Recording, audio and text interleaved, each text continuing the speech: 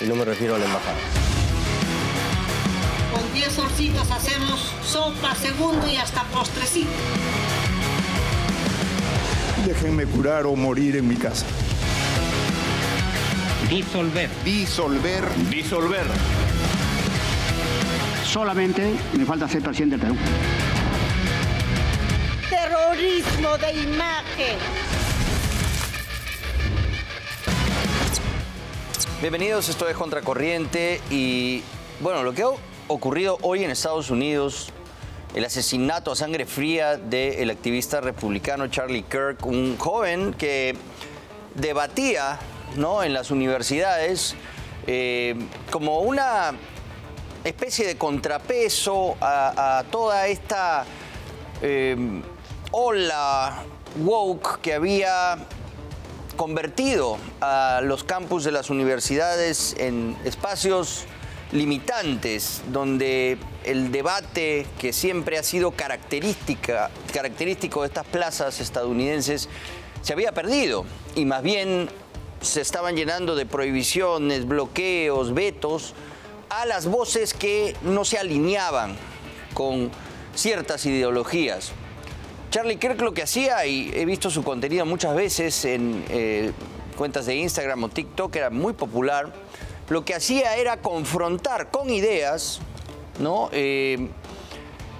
a los opositores a los valores republicanos, ¿no? Él se había convertido en una especie de campeón juvenil del movimiento MAGA, de los conservadores republicanos, con los que podemos estar o no de acuerdo, pero lo hacía debatiendo, ¿no?, contrastando, confrontando ideas. Y que lo hayan asesinado a sangre fría de esta forma en una universidad de Utah, la verdad que nos ha dejado a todos helados. Pero este no es el único caso.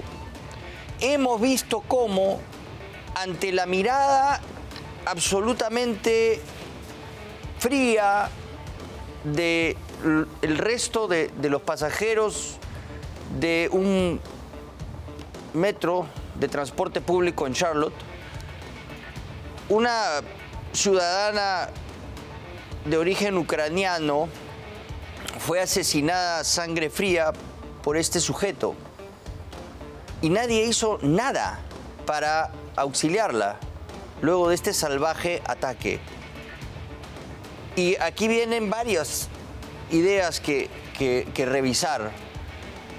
La jueza que había visto el caso de este tipo, que era ya una persona que la justicia había detenido en más de una decena de oportunidades, y encima tenía en su cuarto un póster de Black Lives Matter, este movimiento, ¿no?, que buscaba visibilizar el abuso policial en contra de la comunidad negra en Estados Unidos.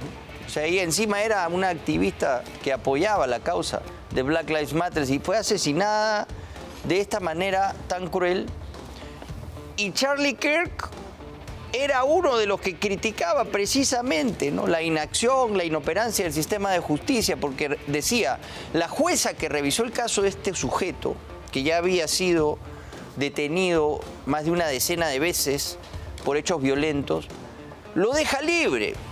Y resulta que la jueza está ahí, ¿no?, para llenar una cuota, pues, ¿no?, porque tienen que, en vez de por meritocracia acceder a estos puestos de gran importancia en el sistema de justicia americano, tienen que cumplir con ciertas cuotas, ¿no?, que es una locura woke, en la que precisamente está criticando, ¿no?, gente como Charlie Kirk, y ahora están tomando medidas para reivindicar eso desde el propio gobierno de Donald Trump.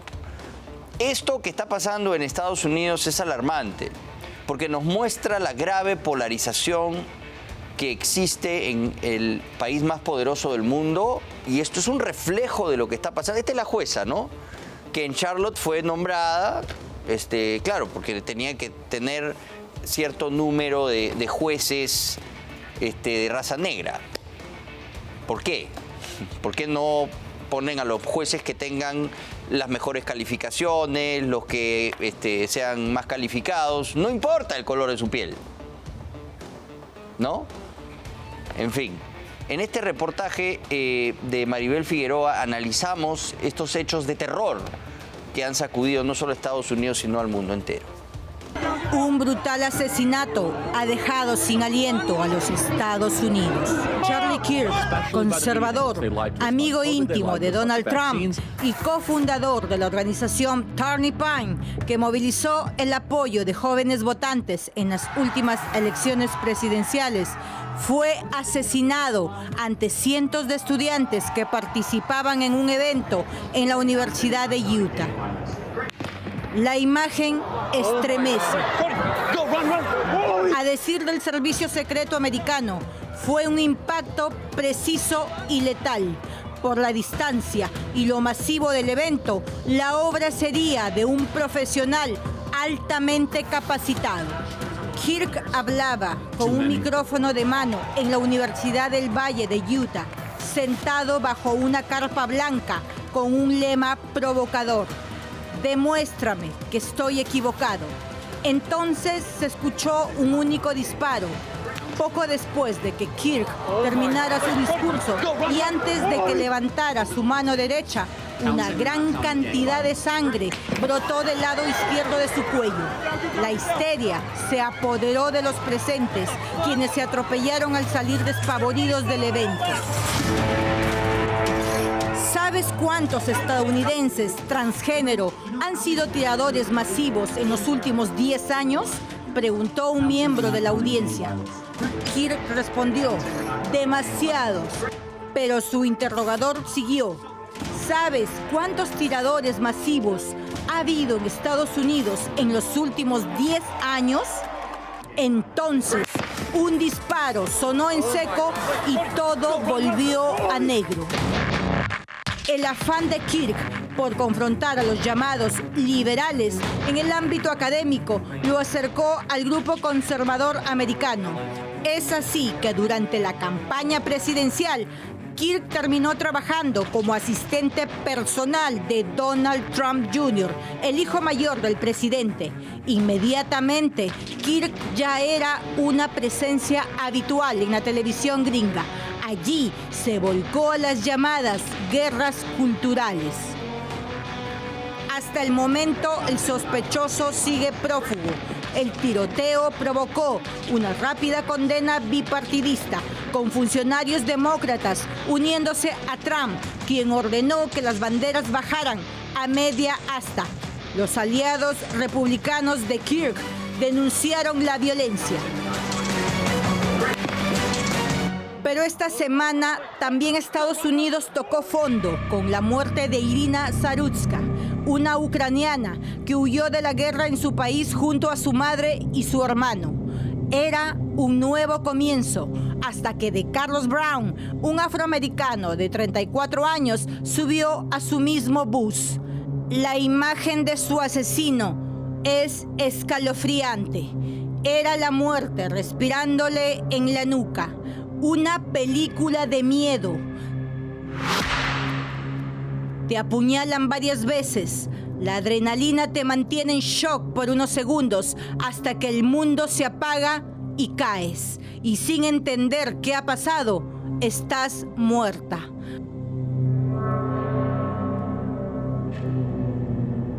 Irina murió ante la indiferencia de los demás pasajeros que no tuvieron compasión inmediata. La pregunta saltó en la sociedad estadounidense: ¿qué hubiera pasado si el asesino hubiera sido blanco y la víctima negra? Su asesino hoy enfrenta a la pena de muerte. Sin embargo, estaba en libertad a pesar de tener 14 crímenes en su haber. Todos los ojos hoy están puestos en la jueza que lo liberó. Contradictoriamente, Irina era seguidora del movimiento Black Lives Matter. En la puerta de su habitación lucía un afiche apoyando la causa. La noticia tocó profundamente a Charlie Kirk, que en uno de sus últimos pensamientos le dedicó un mensaje en su red social X. Dijo que América nunca será la misma. Los brutales ataques de esta semana han atravesado el espectro político norteamericano y han puesto sobre el tapete la salud mental y el odio de pensar diferente. Y los grandes responsables son los izquierdistas radicales nuevamente, esparciendo mensajes de odio cuando dicen que más bien los republicanos son los que están generando la división. No es del todo cierto. Hay muchas críticas que hacer al gobierno de Trump, sobre todo con el tema de la inmigración y lo que está haciendo con ICE, ¿no? Es terrible, eso es absolutamente injusto y condenable. Pero pónganse a pensar, Donald Trump ha sido víctima de un disparo de un francotirador que gracias a Dios no acabó con su vida. Acaban de asesinar a Charlie Kirk, un activista republicano. Vemos que hay crímenes de odio en contra de personas blancas. Toda la política en Estados Unidos durante el gobierno de Joe Biden entró en este trompo demencial de la cultura de cancelación basados en el avance desatado de la cultura woke, que empezó haciendo un saludable análisis, una introspección necesaria respecto de las grandes injusticias que se habían cometido en contra de minorías en Estados Unidos. Woke es un despertar. Y sí, eso es parte de la evolución de una nación tan importante que cree en la libertad por sobre todas las cosas y que está fundada en eso precisamente como lo es Estados Unidos. Pero lo que estamos viendo hoy es algo que ya se está descarrilando y puede tener consecuencias realmente graves, porque yo no sé cómo se va a resolver esta situación ante la polarización que se está generando. Ya los republicanos están haciendo un llamado a las armas también. Esto es una situación absolutamente demencial. Minutos después de la noticia de Charlie Kirk, también se denunció que en Colorado, donde fue Columbine, nuevamente había habido un disparador activo adentro de un colegio. O sea, de verdad Estados Unidos está atravesando una situación muy delicada y hay que tenerlo siempre en la mira, porque este es el espejo de lo que puede ser una situación más amplia a nivel mundial, ¿no? Muy bien, vamos ahora con la siguiente nota. El gobierno de Dina Boluarte está preparando la salida de Perú de la Comisión Interamericana de Derechos Humanos. Una decisión que podría marcar un quiebre histórico en nuestra relación con el sistema interamericano. Pero, ¿qué significa realmente dejar el Pacto de San José? ¿Es viable? ¿Es posible? ¿Cuáles son los plazos? ¿Es recomendable? ¿No? Todo esto lo ponemos bajo la lupa en el siguiente informe de Stephanie Medina.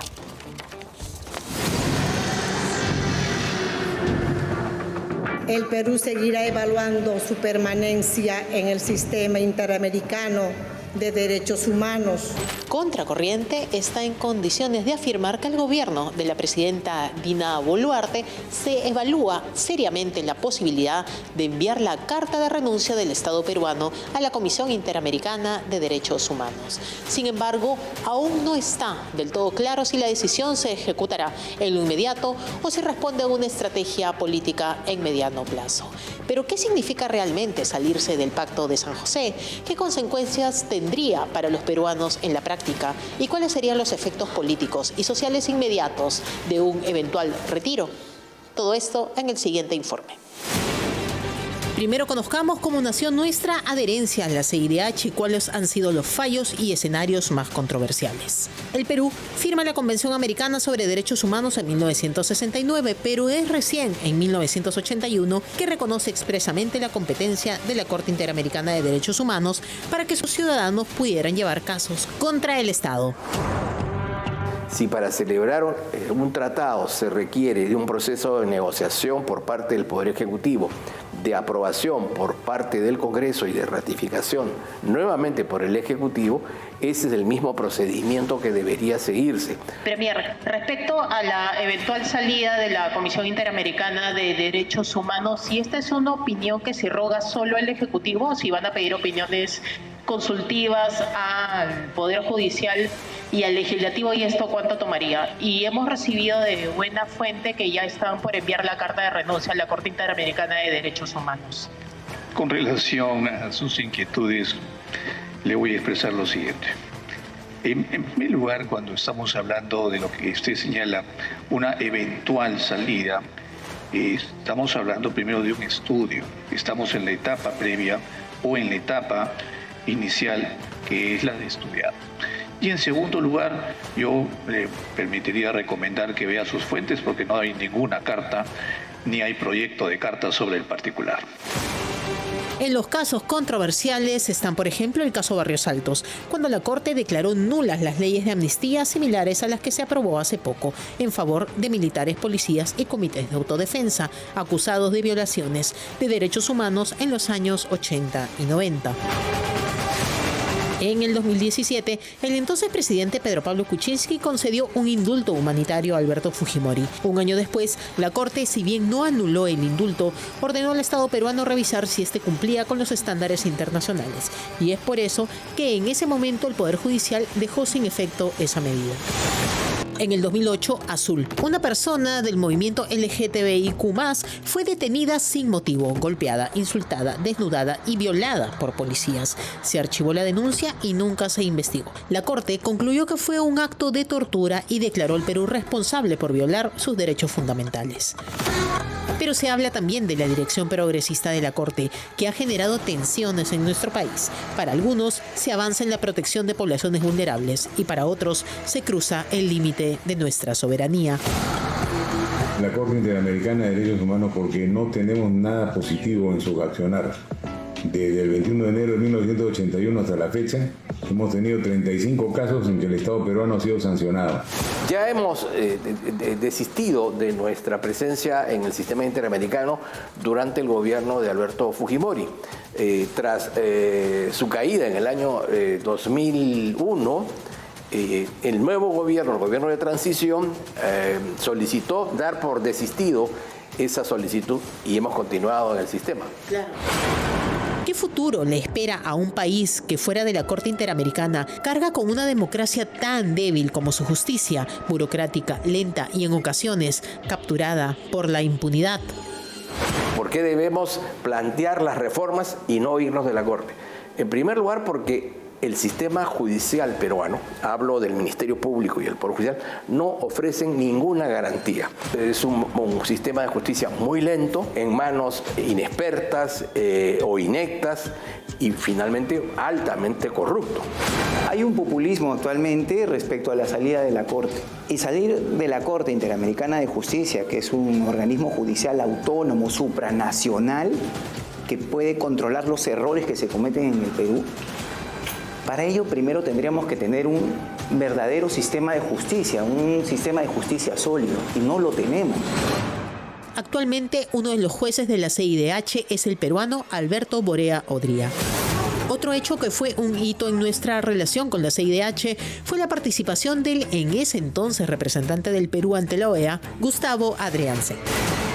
Son 20 los estados soberanos que han reconocido la competencia contenciosa de la Corte, es decir, Argentina, Barbados, Bolivia, Brasil, Chile, Colombia, Costa Rica, Ecuador, El Salvador, Guatemala, Haití, Honduras, México, Nicaragua, Panamá, Paraguay, Perú, República Dominicana, Surinam y Uruguay. Salirse de la CIDH no es solo un gesto político, implica renunciar al Pacto de San José, el tratado que garantiza la protección de los derechos humanos en todo el continente.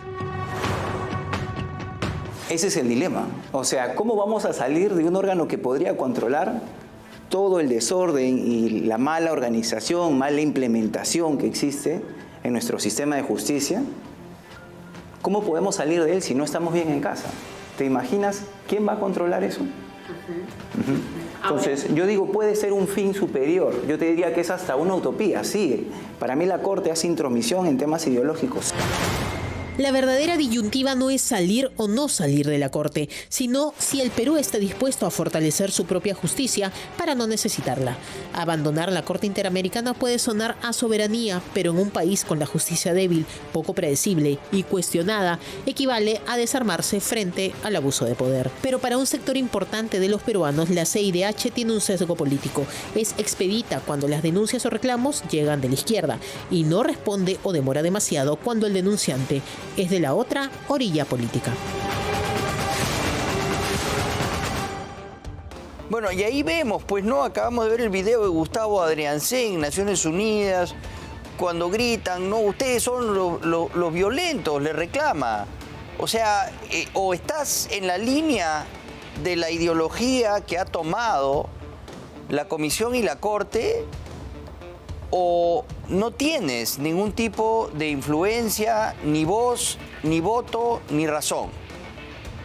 Todos los fallos son en favor de lo que dicen aquí los progresistas, que lamentablemente, lejos de ser equitativos y darle también su lugar, ¿no?, que yo creo es más que merecido en la lucha en contra del terrorismo, a nuestras fuerzas del orden, que en su gran mayoría han hecho el trabajo que tenían que hacer exponiendo sus vidas, poniendo el pecho.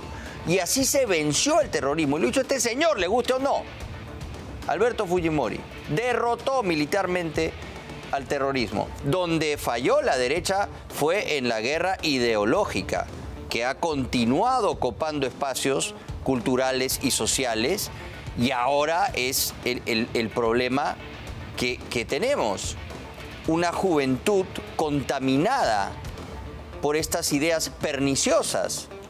Y como no han vivido, ¿no?, los terrores que nos dejaba Sendero Luminoso y el MRTA, como no han padecido eso, no saben. Y quizás terminan hasta idealizando, como hemos visto en la reciente presentación del libro de Víctor Polay Campos, a líderes de organizaciones terroristas que debemos condenar todos los peruanos. Lo que está haciendo Adriana Tudela, por ejemplo, en el Congreso es interesante, tratar de proteger y darle también un reconocimiento a las Fuerzas Armadas, sobre todo a los comandos Chavín de Guantre, que han sido vapuleados y arrastrados por procesos injustos durante años, en vez de ser elevados en lo más alto del reconocimiento por nuestro país, por lo que hicieron.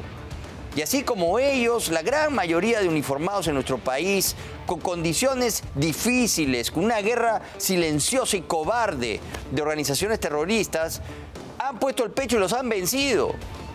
Han habido excesos, sí, están en la cárcel, el grupo Colina está en la cárcel, Martín Rivas no va a salir libre por la ley de amnistía. Y esta Corte lo único que hace es beneficiar a los terroristas. Y si es así el juego que ellos nos plantean, pues no nos conviene. Así nuestra justicia necesita una reforma a gritos. Muy bien, vamos con el siguiente tema y tiene que ver con los chases lagartos que han aflorado a raíz de la información que entrega una persona de su confianza, el exministro Hernández. Él entrega su celular como parte de las pruebas de su colaboración eficaz y de ahí no solo se desprende lo de los hechos de corrupción por los cuales él está siendo juzgado en el Gore de Moquegua, ¿no? Lomas de Hilo y Hospital de Moquegua, sino que también aparece, por ejemplo, las negociaciones que hacía con los fujimoristas para tumbarse a PPK. Pero también hemos descubierto ahora recientemente información sobre las pruebas que al parecer sabían perfectamente bien que no servían Martín Vizcarra y su ministro de Salud, el carnicero Víctor Zamora.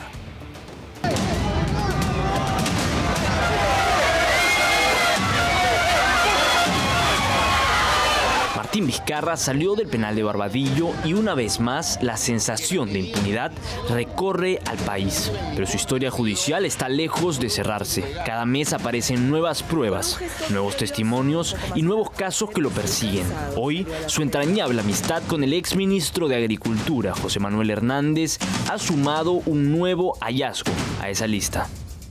Contracorriente accedió a nuevos chats y a declaraciones de proveedores que confirman lo que muchos sospechaban.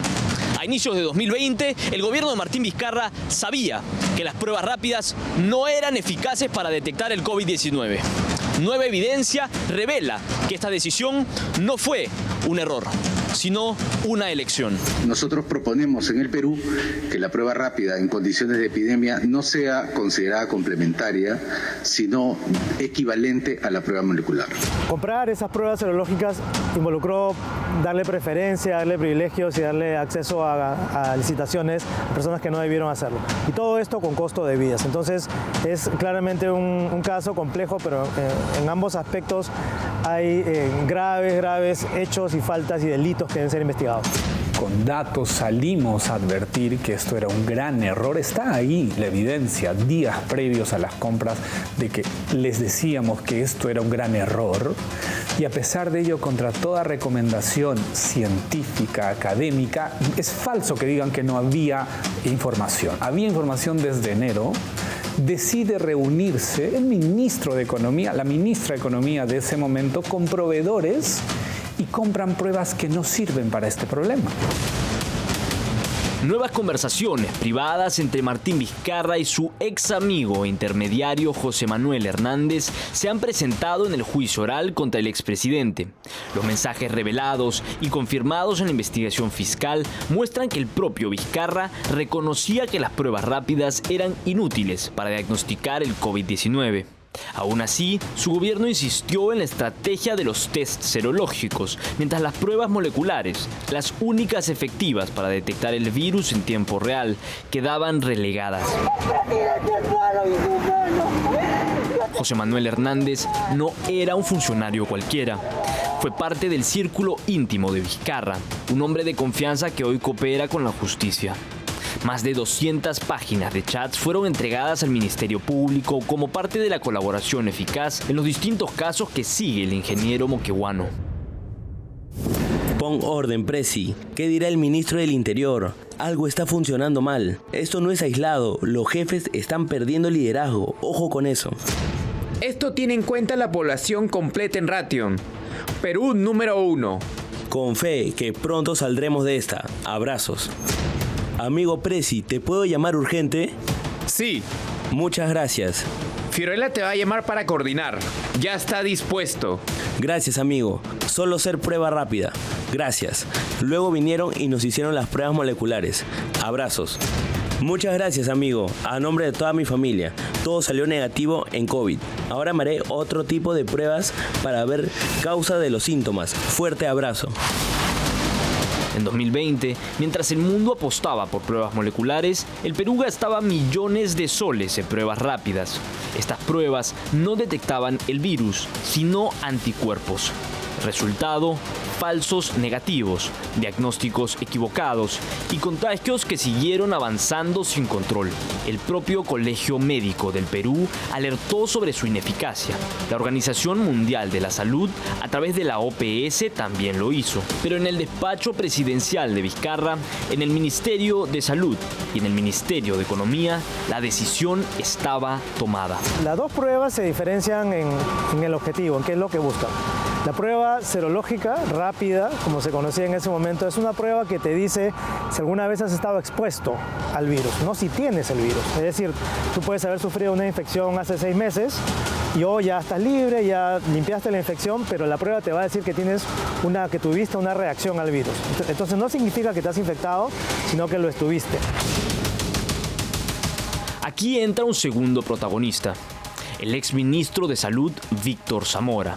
Contra él, el congresista Alejandro Muñante presentó una denuncia constitucional, acusándolo de negligencia. Señala que las compras irregulares de pruebas rápidas, sumadas al desabastecimiento de oxígeno, vulneraron el derecho a la vida de cientos de miles de peruanos. La Subcomisión de Acusaciones Constitucionales del Congreso aprobó un informe que recomienda inhabilitar a Zamora por 10 años. Hoy, el Poder Judicial ya ordenó abrir un proceso en su contra. Mientras Vizcarra enfrenta un juicio por corrupción y encubrimiento, Zamora deberá dar cuenta de sus actos como responsable directo de la estrategia sanitaria más cuestionada del mundo. Si tú te reúnes con proveedores ministro de Economía, y decides comprar eso que no sirve, que no está en los protocolos del Perú, e implementas, ¿qué cosa es eso? Eso fue claro, y deciden comprar eso que no servía, bajo la narrativa de que no habían las otras pruebas, que es falso. Perú Compras tiene expedientes de propuestas de empresas completas de laboratorios y pruebas moleculares disponibles. Eso está ahí evidenciado. Y simplemente nos hacen una narrativa y Martín Vizcarra defiende esa compra. Y él es el responsable de esa compra. Los casos de Vizcarra y Zamora se entrelazan en un mismo punto: las pruebas rápidas. Los chats revelan el conocimiento y advertencias más allá de cualquier contexto científico. La denuncia contra Zamora expone decisiones políticas que afectaron la vida de millones de peruanos. En ambos casos, el denominador común es la negligencia, la imposición de intereses y la falta de transparencia. No fue desconocimiento, fue una conducta dolosa, criminal. No me quieren atender en el hospital digital. El hospital regional. Dentro del hospital Amazonas, igualitos. Los maltratos. No, como le estoy diciendo, usted ya ha sido atendido a la regional. ¿A dónde voy a decir? La pregunta es inevitable. ¿Fue un error técnico o una decisión política que se tomó con plena conciencia de sus consecuencias? El Perú fue el país con la mayor tasa de mortalidad per cápita del mundo durante la pandemia. Hoy sabemos que no fue solo culpa del virus, sino también de las malas decisiones de quienes debían protegernos. Chats privados, compras públicas y silencios oficiales terminan de armar el rompecabezas. En el 2020, el gobierno de Vizcarra sabía que las pruebas rápidas no servían y aún así nos condenó a depender de ellas. La justicia tendrá que responder lo que la política intentó esconder: si esas muertes fueron inevitables o si fueron producto de una decisión consciente o de un negocio con la vida de los peruanos.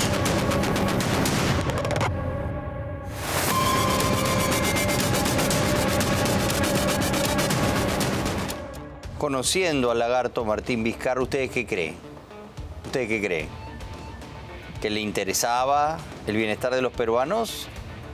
¿O que estaba buscando la forma de ganarse alguito con pruebas que sabían que no servían, que habían sido observadas por la OMS y que probablemente han llevado a mucha gente con falsos negativos a casa, que han contagiado a familiares vulnerables que han terminado padeciendo? El daño es incalculable, las muertes, ¿cómo poder contabilizarlas? Esta es la gran investigación que se tiene que hacer en contra de Martín Vizcarra y su gobierno durante la pandemia. Y nosotros vamos a estar ahí. Alfonso Bahía Mato ha escrito un libro sobre esto, analizando la pandemia, y conoce muy bien este grave problema por el que Martín Vizcarra aún no ha sido juzgado, porque todavía lo protegen. Pero eso pronto va a cambiar. Antes de ir al corte comercial, tenemos una importante mención.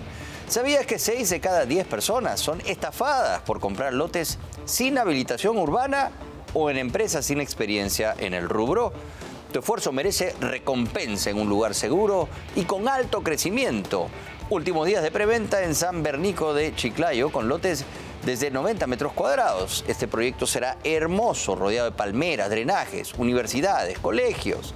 ¿Qué más se puede vivir? Vivir con elegancia y en un sitio tan lindo como Chiclayo, además la tierra del Papa. Conoce nuestra sala de venta en el kilómetro 4.5 de la carretera Pimentel y cotiza el lote seguro. Ahí está el WhatsApp en pantalla, 939-808-961. Contáctese inmediatamente, gracias a Chevrad. Vamos a la pausa comercial y vamos a regresar con cifras preocupantes, alarmantes, desgarradoras, porque usted sabe que por cada día desaparecen 5 mujeres, cada día, y esta cifra no deja de crecer y está relacionada con la trata de personas vinculada a la minería ilegal. Siente el Perú en danza, una experiencia inmersiva asombrosa. Adquiere tus entradas en Join Us. Conoce más en www.danzaperú.pe.